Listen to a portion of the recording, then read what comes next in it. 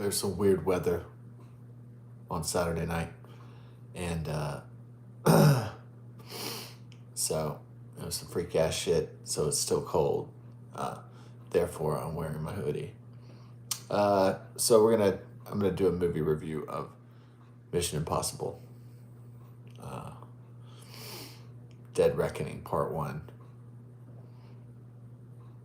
and I'd been thinking about renting it for a while because I saw it was um, rentable for $4. I was like, okay, that's acceptable. So it wasn't like a bad thing like the fucking James Bond movie. It took forever for me to see it because actually they never reduced the price. So MGM Streaming Plus had it at $20. So they wanted you to pay $20 even as it was a 3-year-old movie. They were just like, well, we're not going to lower the price because, fucking greedy bastards, right? So, yeah, so I kept waiting and waiting. And sometimes I thought that if I play the old man waiting game, that they would reduce the price. And and they just kept that bitch at $20 for like 3-4 years. So I suppose the movie companies, the entertainment companies, they figured out that old guys were just waiting and waiting it out, and that some old guys would even wait you know, like they would realize old man method of like trying to reduce the price of entertainment is like a knowing that it's not entertainment is not really a necessity, and B that older men in the past, if they wanted to see a movie for free or something, all they had to do was wait a long time, and they could wait out the process. But if a streaming service or entertainment company just wants to say, hey, we'll just outwait the waiters and we'll just keep that shit at a high price for 4 or 5 years, 10 years, then eventually the person would break, because we don't have like all this. If the life expectancy is decreasing in the United States of America, going down to like 76 years old or something, median, regular, average, people don't really have 5-10 years to waste. So, at all. But other streaming services are more generous, and they had a rental option. I just went ahead and bought James Bond No Time to Die from, I believe it was 2021. So they got me on the 20. But for Mission Impossible, I didn't buy that on digital. And it doesn't have the same satisfaction level anyway of like owning something. Like back in the day when you had a VHS, you felt like you owned something. And back in the days when you had a laser disc or a DVD or something, a CD-ROM, you felt like you owned it, that it was your own personal property. And I don't know, I mean, even though I can see on Xfinity that I purchased a digital purchase, James Bond No Time to Die, but it doesn't feel like it's mine still, even though it says it's purchased, So I don't have big tits, and I'm not an attractive girl doing movie reviews, obviously, with the washboard, sexy ab stomach, and so I'm just a Mission Impossible fan, and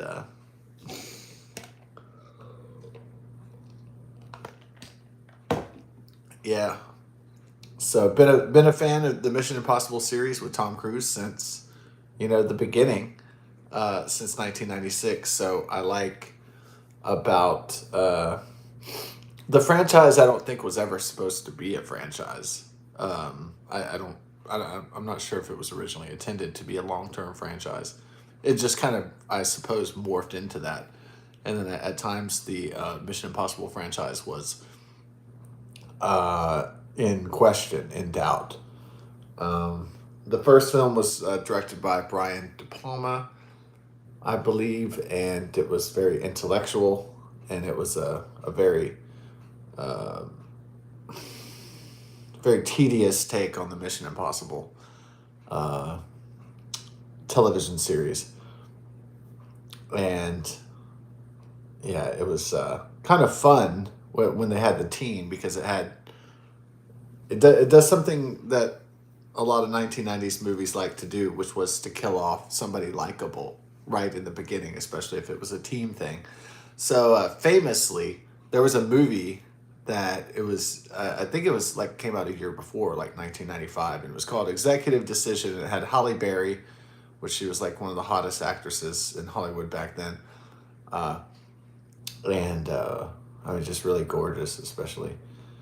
Um, but you had Steven Seagal, which was like a huge action star from I guess mostly in the 90s, but maybe, I don't know if he had some stuff going on in the late 80s, but definitely by the 1990s, his career was cooking. And so he's a martial artist, mostly Aikido. This is like stuff, it's like, uh, you, ninjutsu, like Aikido is, you a lot of stuff with the hands, and you're able to use the weight of your opponent to crush your opponent, and it's a lot of cool like kinetic tricks like that. So it's a very interesting martial art form, really. You take the weight of your opponent, and you're able to crush that opponent. Um, and then uh, I guess they call it ninjutsu, but I know his particular style was called uh, Aikido, and so a fascinating martial art form, by the way, as I said. So then it also starred Kurt Russell, and he was a big, a massive actor for many, many years. Massive leading man. And so, Executive Decision, you think you're going to see like Steven Seagal kicking ass. And so you think it's going to be like Kurt Russell and Steven Seagal kicking ass. Like the whole thing. Spoiler alert for Executive Decision if you've never seen it. They kill him off like in the first 10 minutes. It's like, fuck, what the fuck? So that's like a massive bait and switch, but it's not like one that that audiences really enjoy. They don't like being fooled by the advertising. And you go see a movie and it's like the the thing that you wanted to see the most is only in there for like 10 minutes. The Red Hulk effect, I guess. You know. So yeah, I do not like false advertising in films.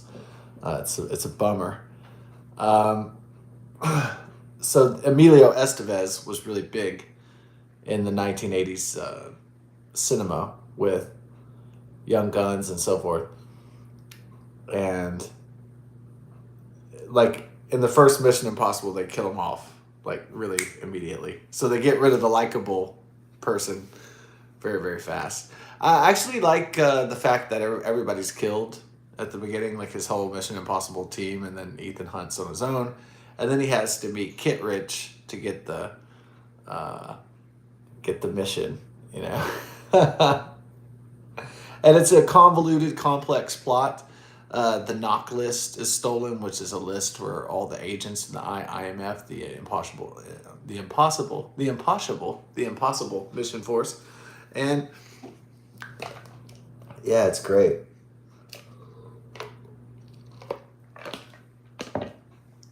Uh yeah, it's a slow burn movie, and yeah, it does have Ving Rhames. You know, it's Luther, so that's good. That's like a continuity thing. The John Reno thing, he was more of a 1990s, a French actor, and then he didn't really, they didn't write him, I guess, bringing back Jean Reno's character.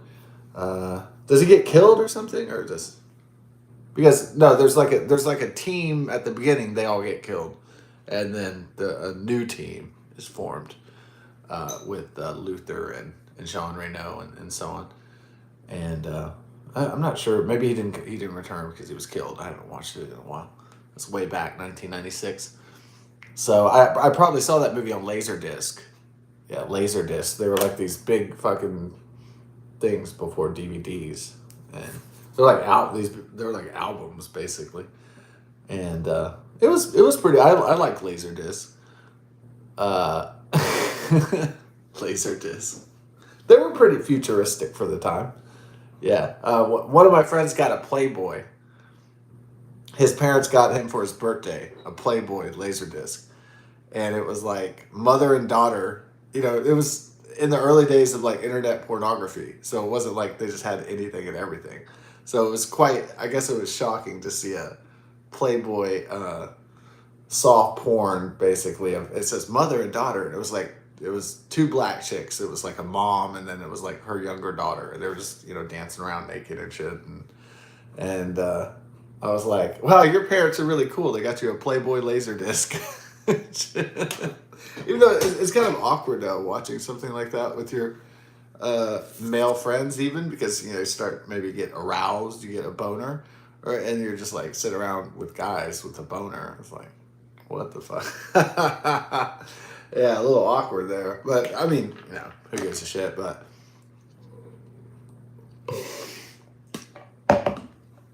oh, hey, do you want to watch this Playboy movie with me? I'm like, sure, I guess. Let's watch some nudie movies, right? Well, what else are teenage boys doing, really? Or boys of any age, I guess.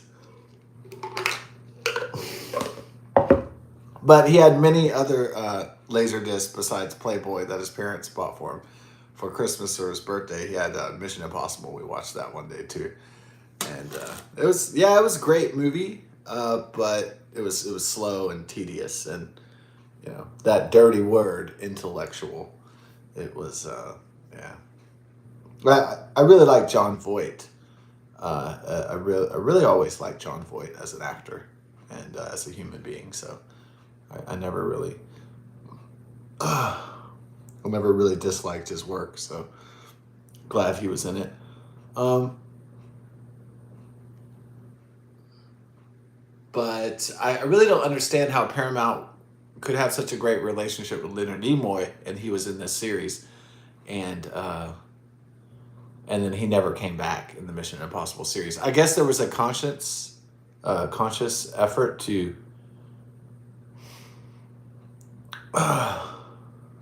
There was a conscious effort to make Leonard Nimoy. Uh, I mean, they were going to bring back Graves, the head of the IMF from the. I never watched the original show, the original series, so I knew Leonard Nimoy was in it, but I suppose there was a concerted effort not to bring back in anybody from the show so that it wouldn't affect the film franchise. I suppose that was a great decision. I want to say that was a great decision. And then of course, the second Mission Impossible 2, I was working at the movie theaters. My friend and everybody was talking about, oh man, Mission Impossible 2, it's directed by John Woo, and there's going to be like, they're going to, I heard they're going to fight on motorcycles. So like before John Wick, there was an early version of Gun Fu going on. So, yeah. And of course, The Matrix, that's like Gun Fu.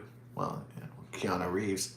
But guys shooting at each other in motorcycles in the air and fight, it's wow. I mean, the action is great. Like the slow-mo shit, just like all the kicks and all the fight scenes are great. It's just kind of, and the chick is hot as hell. Whatever, I forgot her name. I don't feel like looking it up.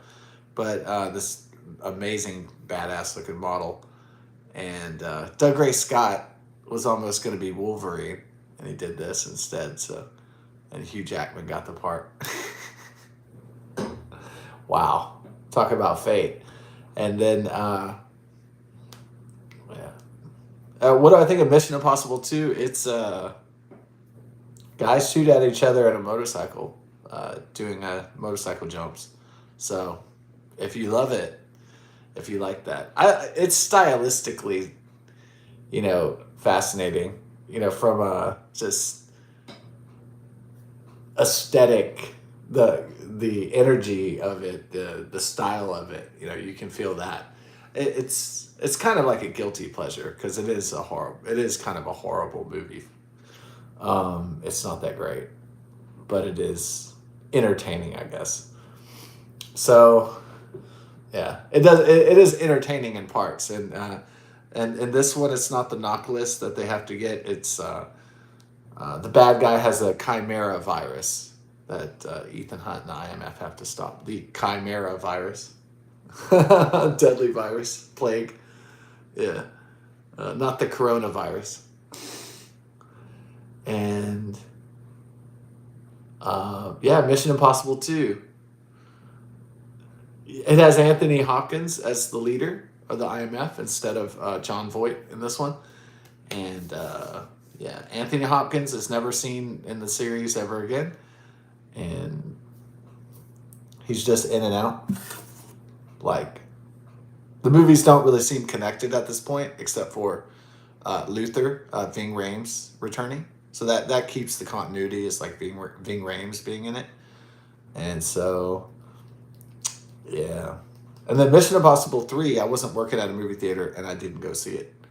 So it was, I wasn't really into the series. But yeah, that one was good with Philip Seymour Hoffman playing Davian. What was his name? Owen Davian or something. And that was a great one because it starts off, the movie starts off at the end, and then it goes into explaining what led up to the end. So that was a great narrative structure for that film. It works very well. Yeah, the late, great Philip Seymour Hoffman, taken from us too soon because of the heroin. So I would like to think that if I earned millions of dollars or something, that I wouldn't spend, $400,000 on heroin and OD. But that's the nature of addiction, is that it's pervasive, and so it's like a black hole. It sucks you in, and then you can't get out before it's too late. And that's just the nature of addiction, unfortunately, especially drug addiction. It sucks you in, and then you try to escape, and then yeah, that's why I call drug addiction. I mean drugs, and that includes alcohol. So drugs is everything. Okay, it's an all encompassing term, and that's why I call it a black hole. It sucks you in, and then some people can't get out into sobriety, for whatever reason that is. And then the next one was, I believe, 2011's, is it Ghost Protocol? Yeah. And then it starts forming the team, Benji shows up, notably, played by Simon Pegg in Mission Impossible 3, so that was an important establishment of the core team. Of course, famously being in a lot of great movies, especially Shaun of the Dead. That's a fantastic zombie comedy. Yeah, that's a extremely entertaining movie, Shaun of the Dead. So I think, yeah, that one's even more entertaining than Zombieland or any other zombie comedies like The Dead Don't Die. And I think it's gonna be really dated when they do that. Like they'll do a white racist Trump supporter country hick cliche. I think people in the future, when they look back at that, they'll say, "Oh, that's just the political shit in the movies," and it'll be just that kind of shit's going to be distracting from making excellent art. This cliche Tom Hanks MAGA wearing, "Hey, I'm a redneck," like that's going to get old. I mean, people aren't going to really remember that fondly. They're going to go, "Oh my god, that was bullshit." And it's not funny and it's not entertaining at the simultaneously. So then we have, after that, it's Rogue Nation. And so at first, Alec Baldwin is the leader of the IMF, and then oh no, I'm sorry, they tried Lawrence Fishburne after Sir Anthony Hopkins. What does Lawrence Fishburne's acting? What is it when he plays Perry White? it seems like Lawrence Fishburne hasn't given a shit since like The Matrix. Like he not that he just shows up for the check. It seemed like when he was in The Matrix as Morpheus, he was really invested. That he was really giving a shit. And then as he got older in the movies, it seemed like he gave less and less shits, like Harrison Ford, and he was just there for the paycheck, and that's it. He wasn't really passionate about the craft anymore. Unfortunately, that's what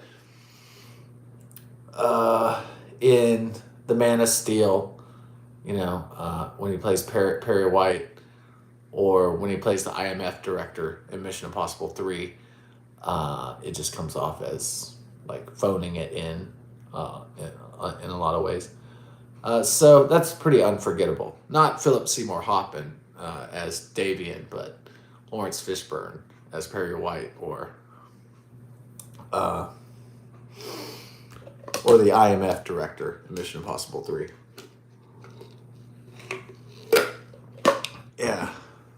So then, Rogue Nation, you had the IMF directors played by the once respected Alec Baldwin, and then when the left went into anti-Trump derangement syndrome and madness of anti-Trumpism, that's when they lost the plot, and then he killed somebody on a Western set called movie called Rust, and then his career he wasn't invited to Beetlejuice, and then he wasn't asked to come back on the Mission Impossible series. I guess they consider him a liability too, because of his legal and murder and all that shit, anti-Trump BS. That's not going to age well ultimately.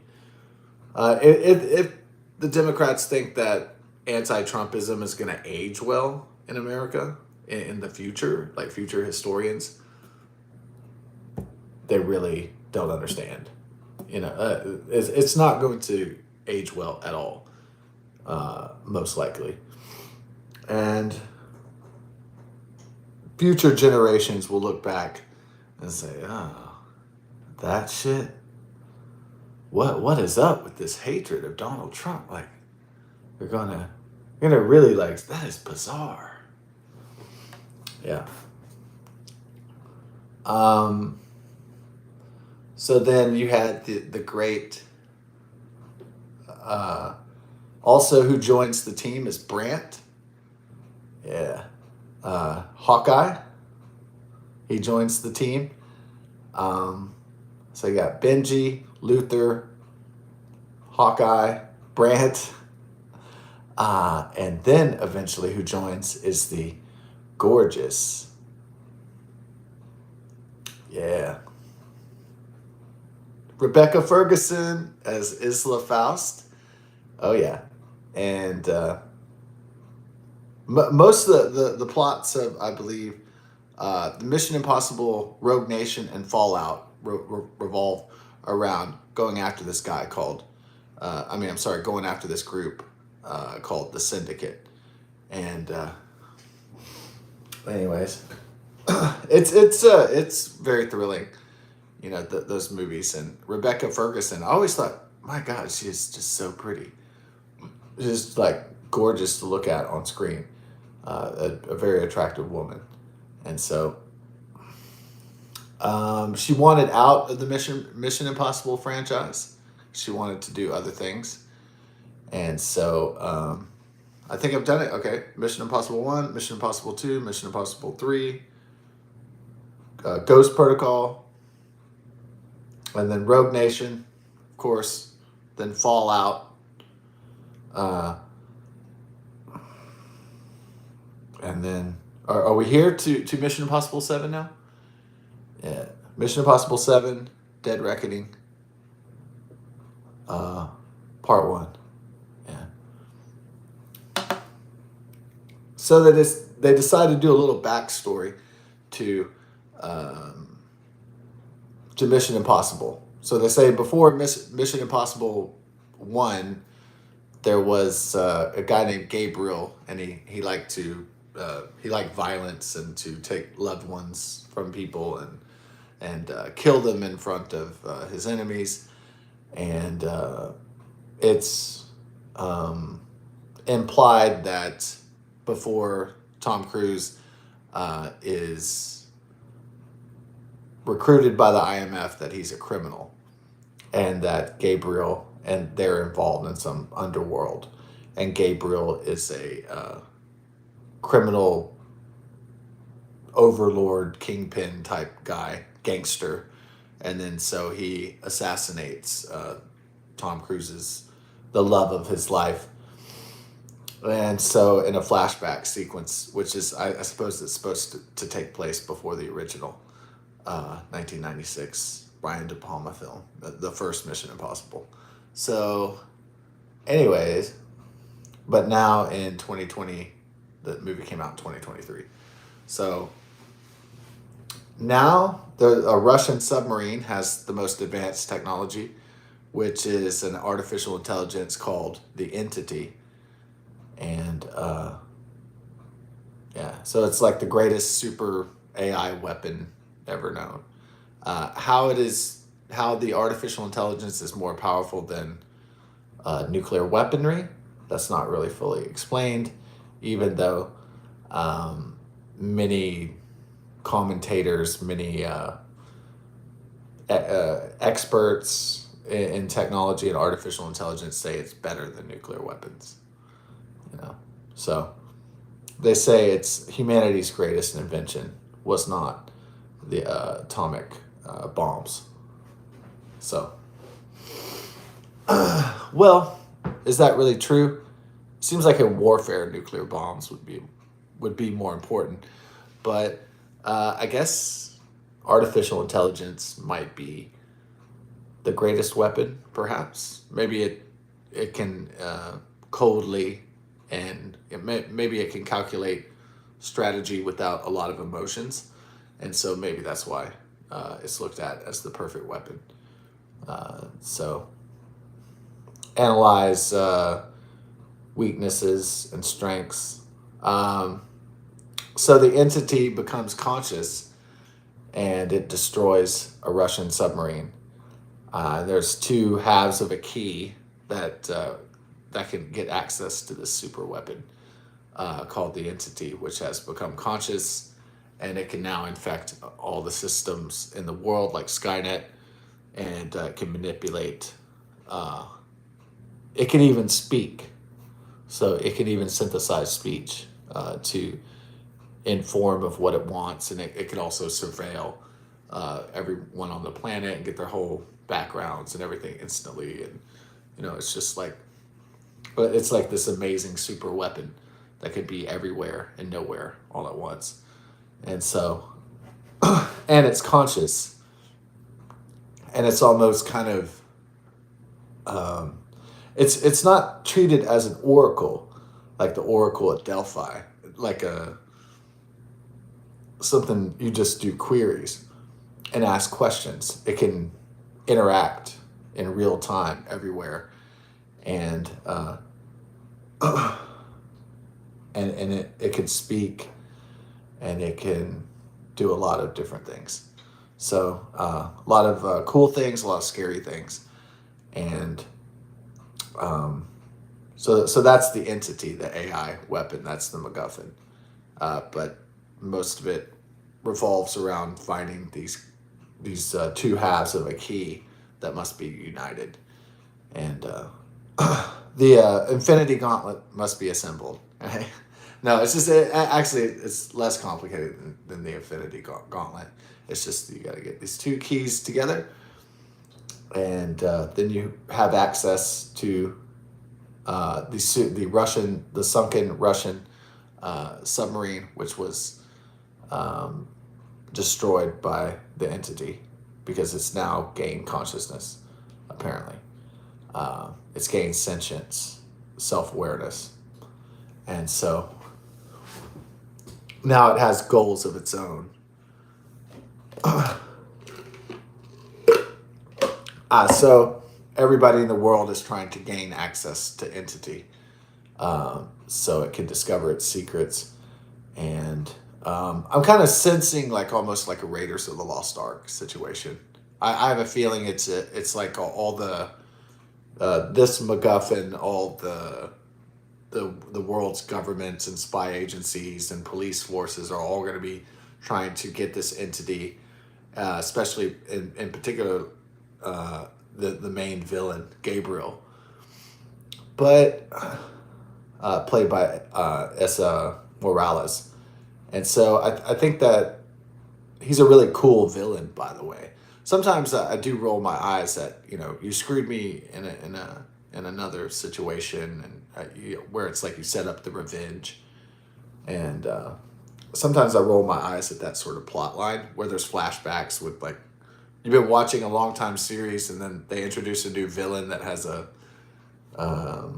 past with one of the main characters, like No Time to Die. That made me roll my eyes about Saverin.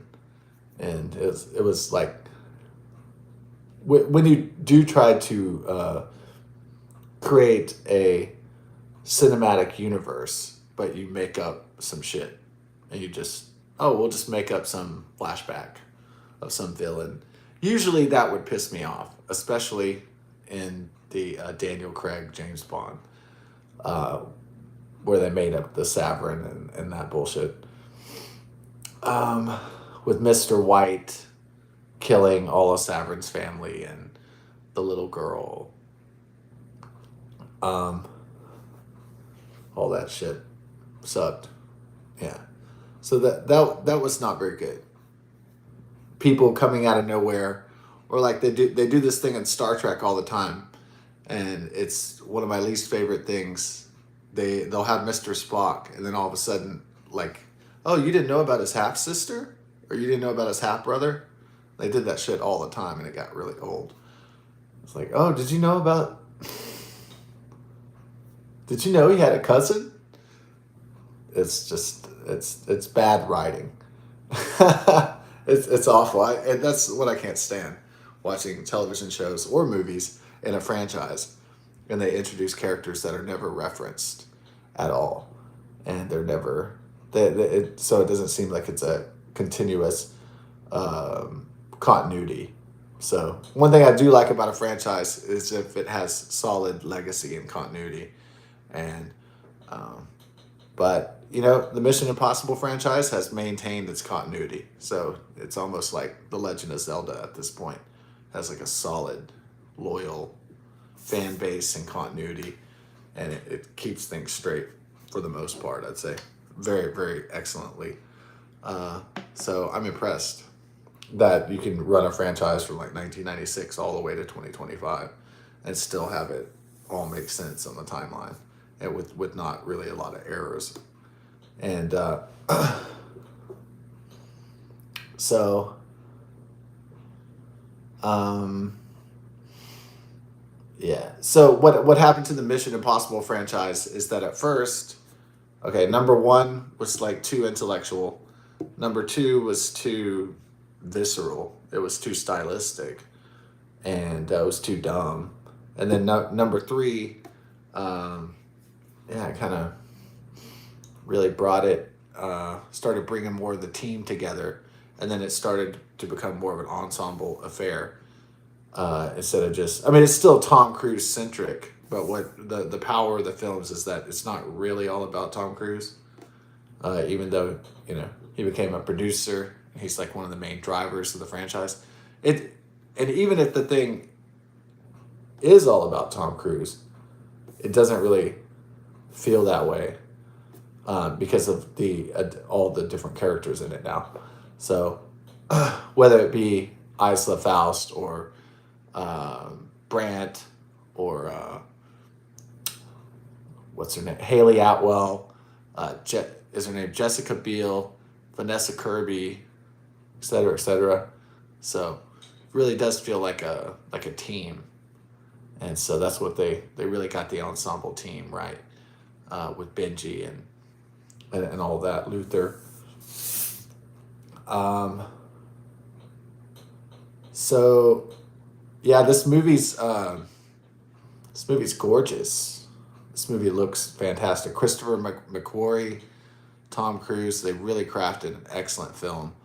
Fantastic. At first, I didn't know if I was gonna like it. At the beginning, where they have the Russian submarine, and I'm kind of like, okay, it's a little slow, but like kind of like in a good way though, because it's trying to establish how the I like how it not only has like a backstory, but it kind of tells you how the agents are recruited into the impossible mission force, and tells you how they are initiated into the organization, and then they bring back Kit Rich from the original film, uh, playing the national. Is he the national? Is he the CIA director, the National Security Intelligence Director, or something?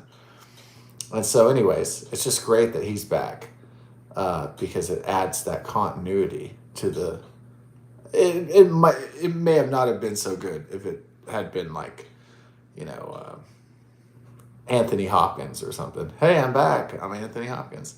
But since it's Kittredge, and he has a really cool voice, whatever his name, Cerny, or Sir, yeah, is his name Cerny?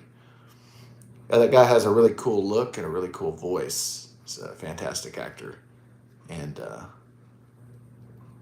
so I think it was in one of my favorite films. It was Clear with Harrison Ford. It was A Clear and Present Danger, and that's amazing film. The cinematography in Dead Reckoning Part One is astounding. I mean, they go to uh, Arabia. Yeah, so it's kind of had like a Lawrence of Arabia vibe with a sandstorm and everything. You had the Swiss Alps, and it's just like these, yeah, incredible exotic locations. I would even say that the Mission Impossible franchise has outdone anything that James Bond has done. But really, and I never thought that was going to be possible because James Bond is supposed to be the secret agent of MI6 and globetrotting and going on amazing worldwide adventures. But it turns out that it's Ethan Hunt and the IMF and from Mission Impossible, which is the better franchise at this point. So I say that with no joy, really. It's just the way it's shaken out over time. Uh, so, oh man, he's a really cool villain. You know, I don't know how I feel about the entity. I guess it's supposed to be creepy, uh, technological, and artificial intelligence that's become sentient. The entity is not really shown that much or heard from that much. I think that's intentional, so that when May 23rd, 2025 rolls around, that the entity will show its full creepiness when they gain access to the sub. And is it? Oh yeah, yeah. Wait, do they go to? They also go to Venice and Rome, Italy, and Arabia, and the Swiss Alps, Switzerland. Yeah, this film has some astounding locations. I almost thought I recognized like a from a movie, European Vacation, National Lampoons with Chevy Chase. I almost thought I saw the same fountain that Beverly D'Angelo goes into with the when the criminals kidnap her in Rome in Italy. So it almost looked like the exact same fountain where they had uh, Rusty and it was Jason Lively and Frank Zappa's daughter. Uh, is her name Moon Unit? Moon Unit Zappa? Yeah. So it almost looked like the same fountain that they're having this outrageous car chase in. It's like the car chase there's a lot of comical moments too because uh, it might be making a joke about boomers that they don't know how to operate the touchscreen or the digital car, and then they even have like a stick shift, and I guess that was kind of a joke too. the automatic. I mean, no, I'm sorry, the whatever they call that. Yeah, it's been a while because they have the automatic and the stick shift. Uh, yeah, the different gears and everything. Every time I try to get into a car like that with the stick shift, I didn't know what the fuck to do. I would just be like fucking up shit. I was not good at the stick shift. Let's say that. Mm. Yeah. So automatic was cool with me.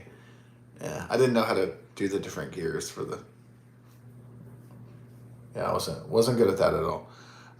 Anyways, so I like all the car shenanigans with doing touch screens, and they were switching cars in the chase, and the chick who played Mantis, the hot Asian chick, is awesome as like um, as a, I guess she's like an assassin or something of Morales at first, and I don't know what her real name is, but she's hot. That really hot chick, and that kicks ass. And her karate, her like kung fu and everything was fucking astounding choreography. And Vanessa Kirby, the hot Vanessa Kirby's back as the arms dealer. Now, probably there's not a lot of hot supermodel actress level arms dealers in the real world, but you know, this is Hollywood, so it's fun to have a sexy arms dealer.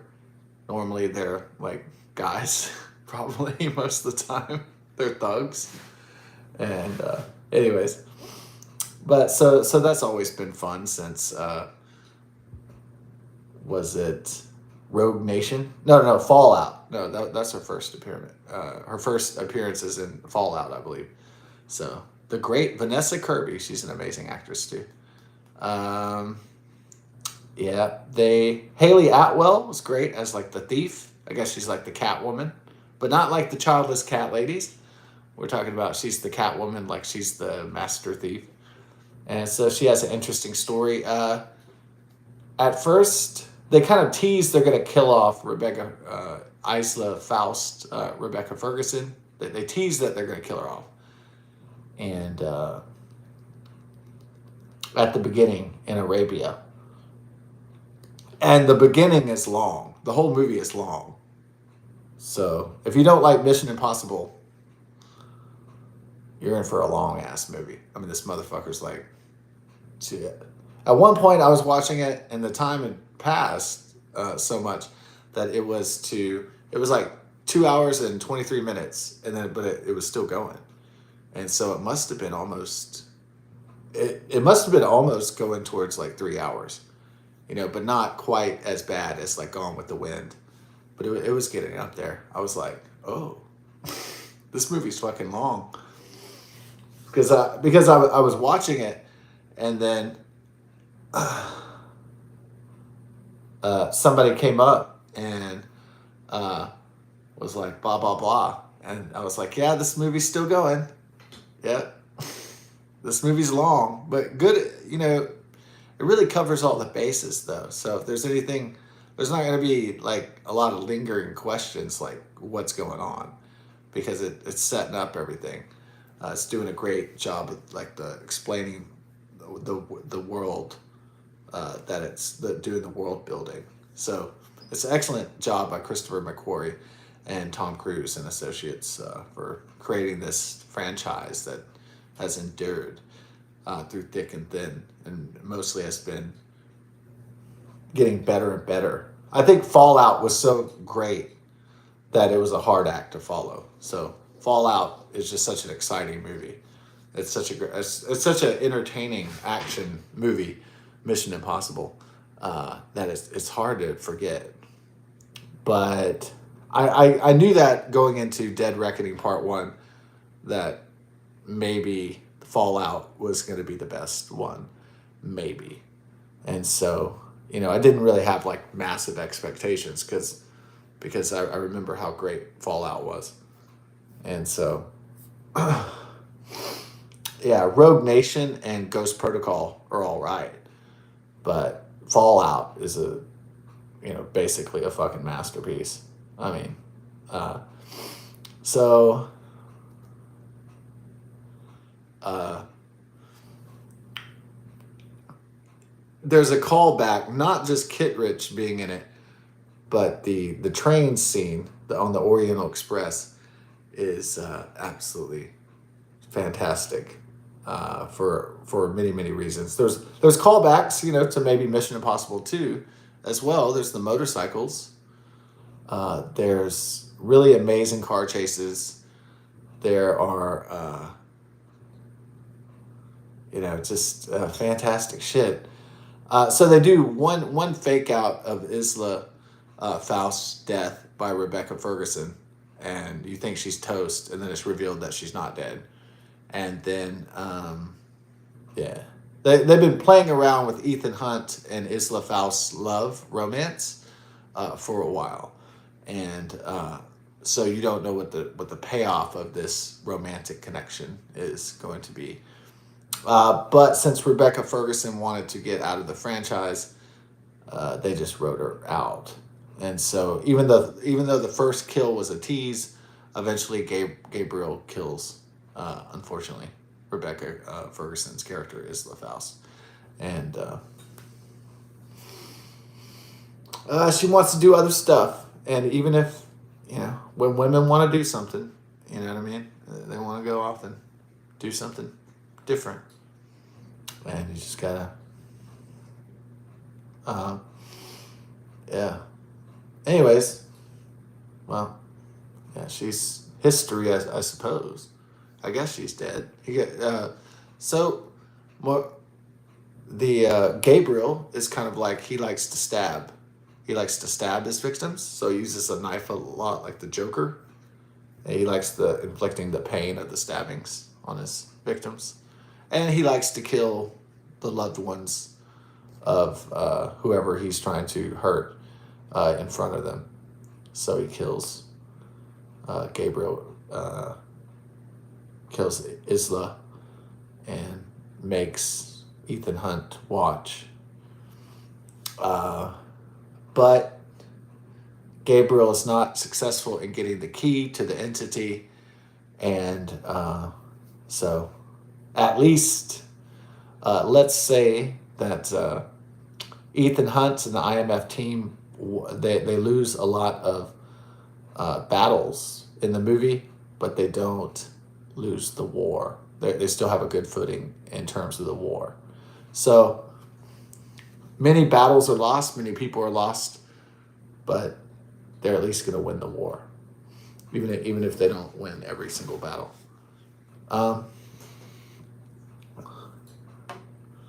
Yeah. So, is it probably people thought with part 1 there's going to be a horrible cliffhanger, and it's not a cliffhanger in terms of like literal cliffhanger. It's more of a, okay, we got to go to, it's more almost like a Lord of the Rings thing. It's like, oh crap, well, the Fellowship got broken up, now we got to go to Mordor. It's basically that kind of ending, which is like, well, there's still a lot more to do, which is fine. I'm glad it wasn't a literal, Luke, I am your father kind of shit, and then the good guys get their asses kicked, and then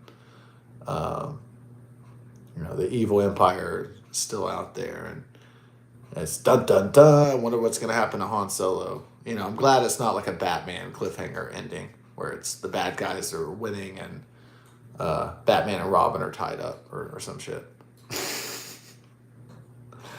So I'm glad it's not like that, like an old serial like Flash Gordon, but or the old 1960s Batman series with Adam West and Burt Ward. Yeah, Adam West and Burt Ward.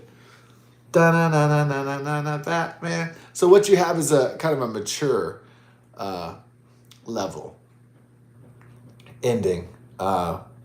Which is absolutely fantastic. And they even have like like a sort of like a homage to Jurassic Park 2, The Lost World, where the train is going to fall off And maybe people might have thought like, oh God, I've seen this in movies before where people are falling off. The bus is gonna fall off, or the car is gonna fall off, or the fucking train's gonna fall off, or yawn. No, but this one was done pretty. It was really good. So it wasn't a yawn. It wasn't like, oh God, not this shit again. It was nice. It's not like, oh crap, Captain Kirk has a half sister. Oh my lord. It wasn't that bad. It was pretty good. So it was not a snoozer. It was not a yawn. If you are tired, do not watch this movie. If you're really like pooped out, don't watch. You might fall asleep because it is a slow cooker. Definitely. It's not like Fallout, which is just balls to the wall, like just heart fist pumping, adrenaline, because there's a lot of story. There's a lot of conversations and things in between the chases and the fight scenes because it's a really long movie. Um, do I wish that it was edited down? Well, I mean, the devil's in the details. So if you're gonna watch the Final Reckoning, the Mission Impossible, the Final Reckoning, yeah, is it called Part 2 or they just call it the Final Reckoning? Whatever. Is it? No, I think at first it was called Dead Reckoning Part 2, but now it's just gonna be called the Final Reckoning. That's what I'll refer to as the final Mission Impossible movie of the Tom Cruise era. And 1996 to 2025. I guess apparently it's going to be the last movie, but who knows? Who knows? There might be a coda or after movie, maybe. I don't know. So it depends on how much money the studio makes. But it will be. I think it'll be the final goodbye to these characters. And Simon Pegg, Tom Cruise. Not that the guys are going to die right after the movie's released or anything. Knock on wood. I don't want to jinx it, but yeah.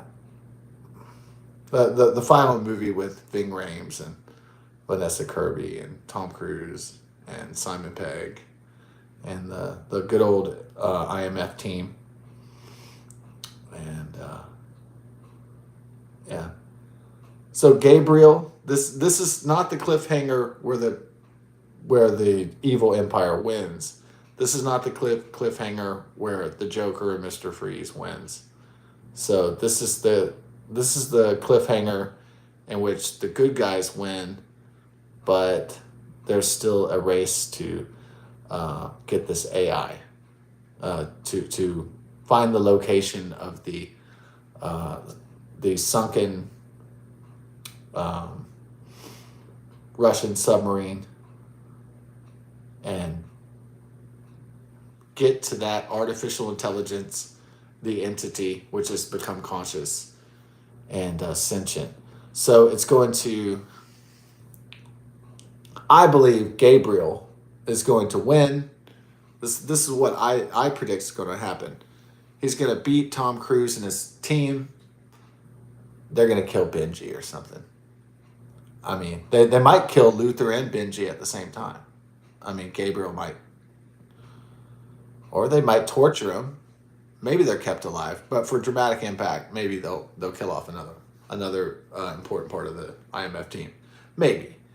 I'm not really hoping that happens, but there's a lot in a high stakes movie for the final movie to have a final kind of finale, since it is the final film.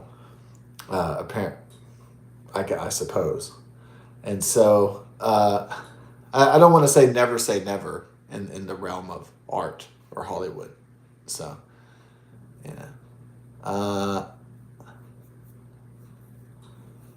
so obviously the Haley Atwell character, the thief, is set up to be the love interest and to hook up for the super happy ending where the guy gets the girl and they ride off into the sunset kind of deal. And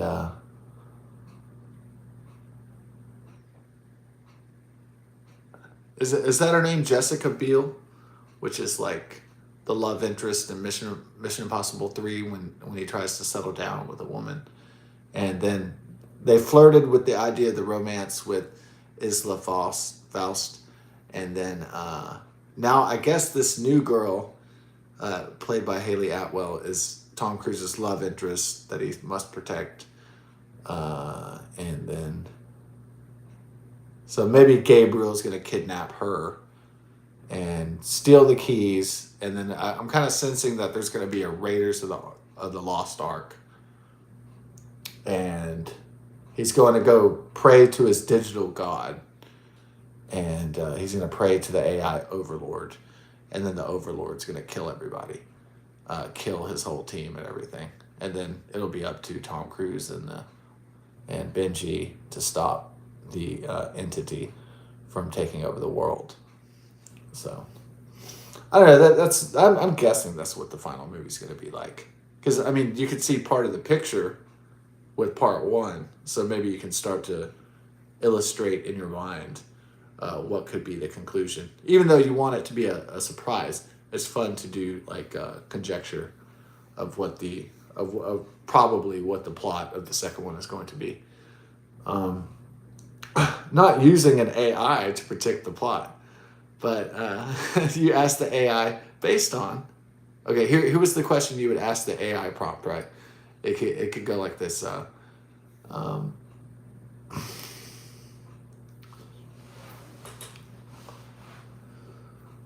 Based on Mission Impossible 7, Dead Reckoning Part 1, write for me a synopsis of what the second movie most likely, how the movie will conclude for the final reckoning. And then, go da da da blah blah blah blah blah. It would search the whole internet and it would gather all the data together, and then it would go beep, it'd spit out something, whether it was right or not. It would put those parameters into place because I asked it a specific question. Now in writing they always say be specific. Now, not creative writing, where a lot of times the teacher could give you rules, but mostly it's just, hey, just express yourself. And that's it. That's the guideline. Just read all these books and then, okay, write your, and we'll read the writing and we'll critique it. Okay, in the class. And, but what is most like AI though? Problem solving. What is the most AI thing you could do is take math classes. Because math class, if you take algebra or calculus or trigonometry or whatever, you have to understand these questions that are cold and logical and esoteric, and you have to be specific. So you have to understand, you have to be able to read the problems. If you're solving for the half-life of uranium or whatever the problem is. So if you're taking mathematics, STEM courses, science, technology, engineering, mathematics, you have to understand how to read the problems to solve them. Because if you don't understand how the language is set up, then you're not going to be able to understand how you're going to come to the conclusion, to the correct answer to the problems. So AI, a lot of getting the results that you really want is that you have to specifically say what it is. You have to structure. I'm kind of glad I took college algebra now because, now I'm able to write for artificial intelligence. I'm able to give it prompts that are specific to what I'd like to do, or the answers that I'd like to get, or the problems that I would like to solve. So I don't think I would be able to. I would be giving vague inputs to AI if I didn't understand that I need to be specific when I'm dealing with artificial intelligence, when I'm asking it questions. that I need to tailor the questions deliberately and exactly and like cold and mechanically, like math. And so I think that's very helpful. Um,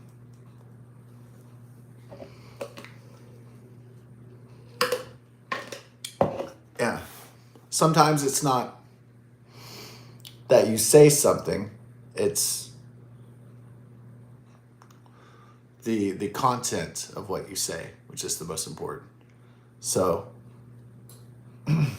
yeah, Mission Impossible: Dead Reckoning, Part One, excellent movie. It's getting rave reviews.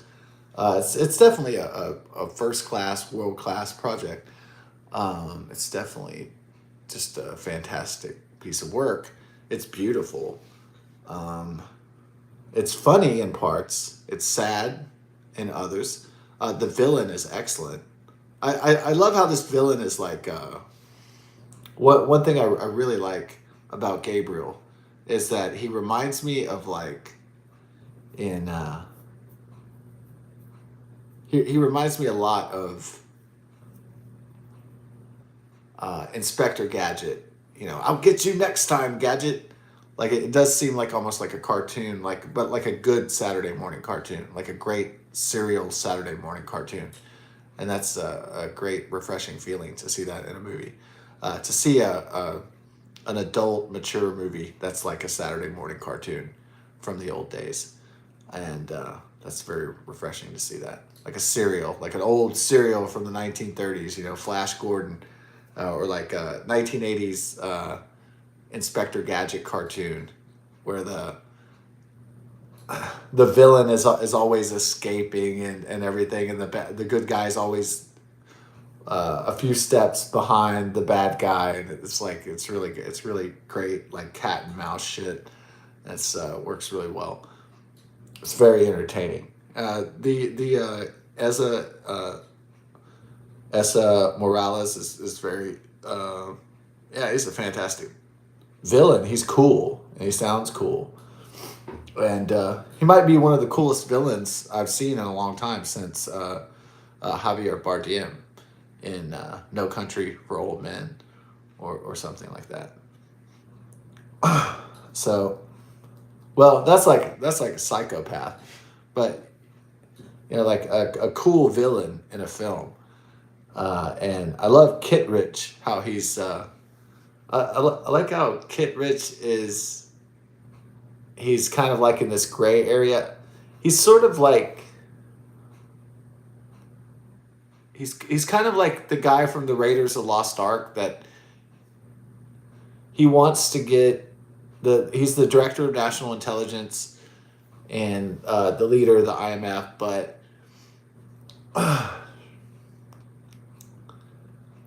he has his. I like how everybody has their own motives for getting control of the entity, so that people would have different MOs, modus operandi, and I like that. So it makes really intriguing.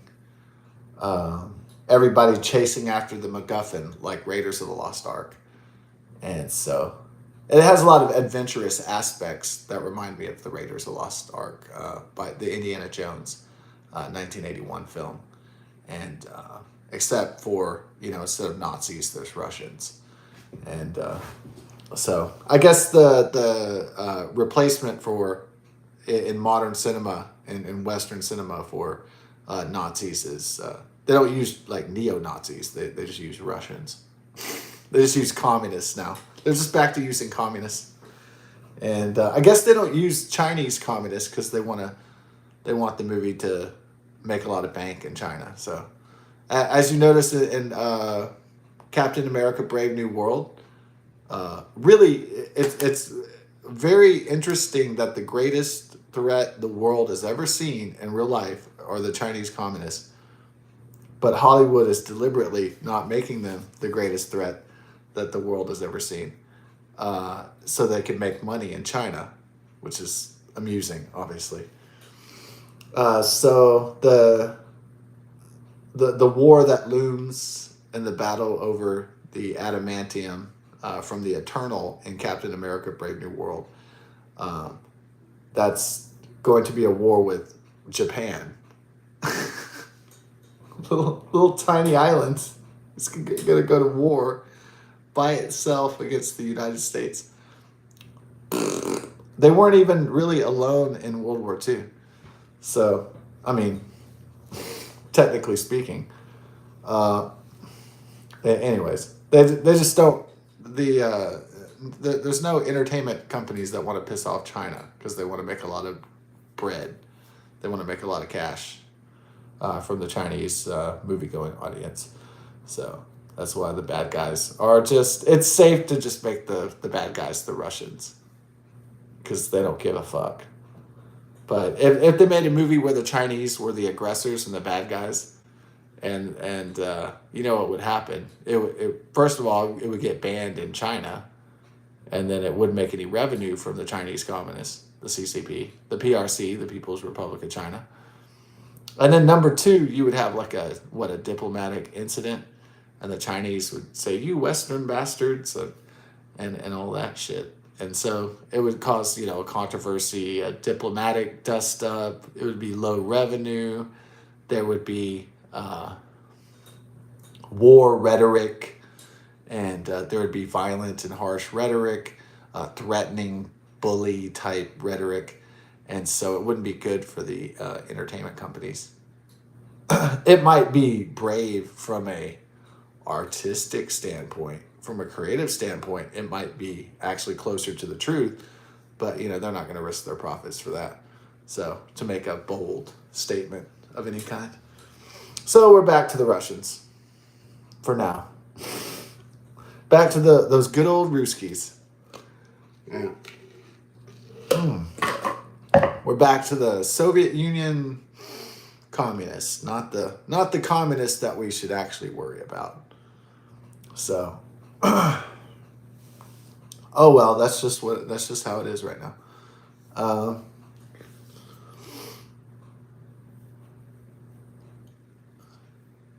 So this film, yeah, it's excellent. Can't wait to see the follow up. And am I gonna go pay $20 for it? No. I'm just gonna wait for it again. Just wait. Yeah. Maybe one day I'll be so old that I'll wait too long, and even using old man wait method, and then I'll die, and I'll be like, oh shit, I didn't see the final. I didn't see the final movie of the franchise because I did old man waiting, and then because I was too fucking old and I passed away. But life would still go on even if I didn't see the last, the last film of a franchise. Still, life would continue regardless, I think. And so the world would go on, I believe, even if I didn't see. I will most likely live long enough, perhaps, God willing, to see Mission Impossible Dead Reckoning, or the Final Reckoning, the part 2. So, yeah. Did I feel that Haley Atwell was a shoehorn a love interest? I mean, I kind of wish Rebecca Ferguson didn't die, but it was an emotionally impactful death. Isla Faust was a fantastic character. Not just fantastic looking, but she was an amazing character. Fantastic actress.